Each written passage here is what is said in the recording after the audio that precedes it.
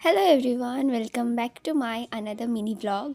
এটা হচ্ছে 31st ডিসেম্বরের ব্লগ।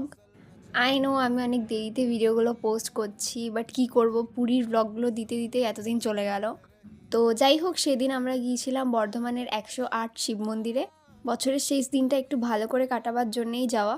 সেখানে আমরা ভালো করে 108টা মন্দির দর্শন করি। আর এই মন্দিরের ভিতরেই একটা পুকুর ছিল, আর চারিপাশটা বাঁধানো ছিল, আর সুন্দর বসার জায়গাও করে দেওয়া ছিল।